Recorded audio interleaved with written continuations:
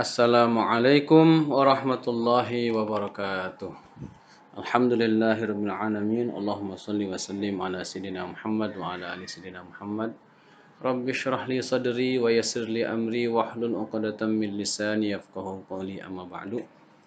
Alhamdulillah, mari kita sama-sama lanjutkan pembelajaran kita pada kesempatan ini. Kita akan mempelajari Al-Qur'an surah Al-Ahzab ayat 45 sampai 46.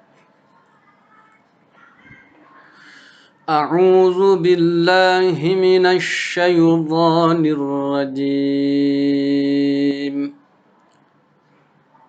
Bismillahirrahmanirrahim. Ya ayyuhan nabiyyu inna arsalnaka syahidan wa mubasysyiran wa nadhira wa da'iyan ila Allahi bi'idhnihi wa sirajan munira. Shadaqallahul azim. Mari kita sama-sama bahas kembali dan kita coba bantu siapa saja yang masih kesulitan dalam membaca Al-Quran dengan cara dipisah-pisah atau buat bagian-bagian. Step pertama, Bismillahirrahmanirrahim. Ya ayyuhan nabiyyu inna arsalnaka syahidan wa mubasysyiran wa nadhira wa da'iyan ila Allahi bi'idhnihi wa sirajan munira. Step kedua, Bismillahirrahmanirrahim.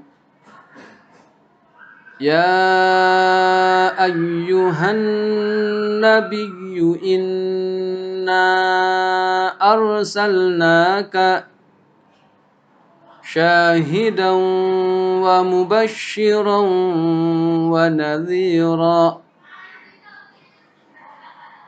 wa da'iyan ila Allahi bi'idhnihi wa sirajan munira. Tahap ketiga, Bismillahirrahmanirrahim. Ya ayyuhan nabiyyu inna arsalnaka syahidan wa mubasysyiran wa nadhira wa da'iyan ila Allahi bi'idhnihi wa sirajan munira. Ada tambahan untuk ayat ini, coba dengan bentuk atau bacaan yang lain yang boleh ya, yang dilakukan, yaitu pada ujung ayat wa nadhira itu boleh disambung, atau dua ayat ini bisa dijadikan satu nafas. Ya, coba kita buatkan menjadi step keempat. Bismillahirrahmanirrahim. Ya ayyuhan nabiyyu inna arsalnaka syahidan wa mubasysyiran wa nadhiran wa da'iyan ila Allahi bi'idhnihi wa sirajan munira. Sadaqallahul azim. Demikian tadi kurang lebih bacaannya atau cara membacanya, terutama bagi pemula atau siapa saja yang memang belum mengerti. Baik, kita coba bahas kajian tajwid praktisnya pada ayat ini.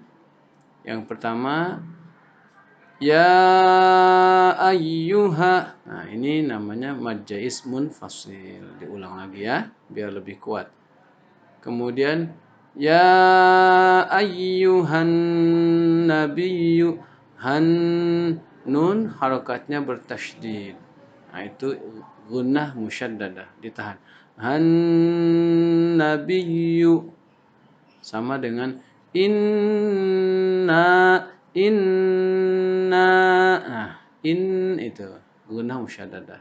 Kemudian inna na itu mad jaiz munfasil sama dengan ya ayyuha. Kemudian kita lanjut ke syahidau. Syahidau ada di situ dal fathah tain bertemu dengan huruf waw. Itu namanya idgham bi gunnah. Dau bedakan dengan dau. Nah, yang berikutnya wa mubasysyiran sama itu juga idgham bi gunnah. Fathah tain atau tanwin bertemu dengan huruf waw. Kemudian wa nadhira. Nah, itu ra alif fathah tain ra atau di ujung ayat, maka itu dibaca mad iwad namanya. Hanya 2 harokat atau 1 alif. Tidak boleh lebih. Ya. Jadi walaupun kita lagunya mungkin lagu tertentu, tetap harus 2. Itu harus menggunakan tajwid atau kaidah yang benar. Wa nadhira, ra enggak boleh ro, enggak boleh, enggak terlalu panjang. Wa nadhira. Itu sudah pernah dibahas pada ayat-ayat sebelumnya ya. Kemudian wada'iyan izhar, ya, fathah tain atau tanwin bertemu dengan alif.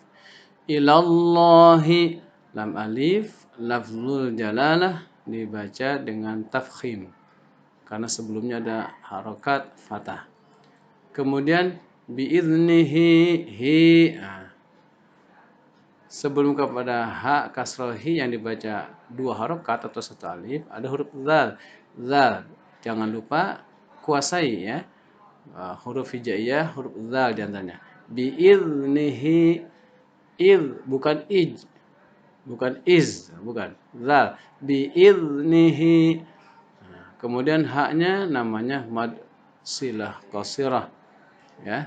Kemudian wasirajam, jam itu idgham bi gunnah ya.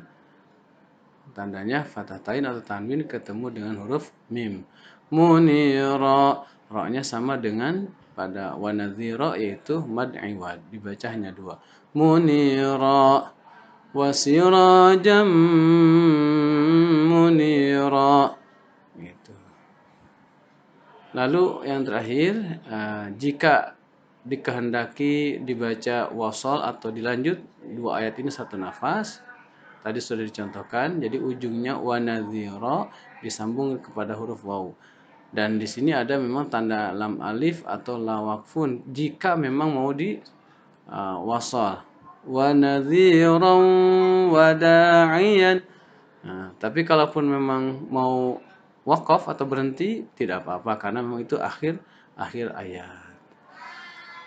Wallahu a'lam bishawab. Tafsiran Kementerian Agama ayat ini adalah Bismillahirrahmanirrahim. Wahai Nabi Muhammad sallallahu alaihi wasallam, sesungguhnya kami mengutus engkau untuk menjadi saksi, pemberi kabar gembira dan pemberi peringatan, dan untuk menjadi penyeru kepada agama Allah dengan izinnya, serta sebagai pelita yang menerangi. Allahu a'lam bil muradi. Rasulullah SAW diutus oleh Allah Subhanahu Wa Taala untuk menjadi saksi. Jadi Nabi SAW, kanjeng Nabi adalah saksi umat-umat terdahulu, umat sekarang dan umat yang akan datang. Dengan izin Allah, beliau dijadikan saksi, ya. Kemudian juga tentang kebenaran ajaran agama Allah yang dibawa oleh para nabi, para rasul, dan seterusnya sampai hari kiamat. Kemudian pemberi kabar gembira. Nabi SAW, kanjeng Nabi SAW diperintahkan oleh Allah menyampaikan kepada umatnya. Di antaranya adalah contoh kita yang sedang belajar membaca Al-Quran. Siapa yang belajar membaca Al-Quran, maka dia mendapatkan 2 pahala atau 2 ganjaran. Pertama, dia membacanya terpatah-patah kalau memang belum bisa. Kedua, terbata-bata kalau memang belum bisa. Kedua, niat belajarnya itu juga dapat pahala. Begitu. Dan kabar gembira lainnya bahwa Al-Quran akan datang di hari kiamat untuk memberikan syafaat kepada ahlinya, orang yang belajar, orang yang menguasai, dan seterusnya. Termasuk Al-Quran bisa menjadi penerang kita di dalam alam kubur, di alam barzakh. Termasuk kabar gembira adalah Rasulullah SAW menyampaikan siapa yang membaca Al-Quran, siapa yang mencintai Al-Quran akan dijaga lahir batinnya. Bahkan dibuktikan oleh Allah di kehidupan nyata kita, banyak hafiz Quran yang jasadnya tidak dimakan rayap, tidak dimakan tanah alias utuh walaupun sudah berpuluh-puluh tahun lamanya. Itu gambaran dunia. Akhirat nanti tentu ahli surga. Amin ya rabbal alamin. Tapi di sisi lain Rasul juga diberi tugas untuk memberikan peringatan. Siapa yang tidak beriman kepada Allah, siapa yang tidak mau baca Al-Quran, tidak mau belajar, bermalas-malasan, maka kerugiannya akan diberikan, akan didapatkan oleh kita sendiri. Bahkan peringatan terakhir adalah neraka jahanam. Na'udzubillah tsumma na'udzubillah. Oleh karenanya, mari sama-sama kita fahami tugas kanjeng Nabi ini dan ikuti apa yang diberikan oleh Nabi SAW sebagai petunjuk agar kita bisa gembira atau kita bahagia dunia akhirat. Termasuk Rasulullah SAW itu dalam ayat ini disebutkan untuk menjadi penyeru kepada agama Allah. Da'i, untuk mengajak manusia sebanyak-banyaknya, manusia dan jin, untuk apa? Beriman dan beribadah kepada Allah. Agar apa? Agar hidup kita bahagia. Kanjeng Nabi SAW sudah dijamin masuk surga, gitu ya. Tapi beliau tidak egois, oleh karena beliau tetap menyeru mengajak kita untuk sama-sama berdekatan dengan beliau di dunia, terlebih lagi di akhirat nanti. Selain itu Rasul adalah sebagai pelita, ya, atau penerang. Pelita yang memberikan penjelasan, memberikan ya dari alam kegelapan menjadi alam terang benderang, dari tadinya kebodohan kepada kepintaran dan seterusnya. Ya, banyak kalau kita mau mempelajari luar biasa. Rasulullah SAW memberikan kepada kita itu penerangan yang amat sangat jelas. Demikian kurang lebih, insya Allah kita lanjutkan di kemudian hari dan di ayat-ayat berikutnya. Wallahu a'lam bishawab. Ya Rabbi bil Mustafa balligh maqasidana waghfir lana ma madha ya wasi'al karami. Wallahu a'lam bishawab. Allahumma shalli wa sallim wa barik alaihi wa ala alihi. Shadaqallahul azim. Wassalamualaikum warahmatullahi wabarakatuh.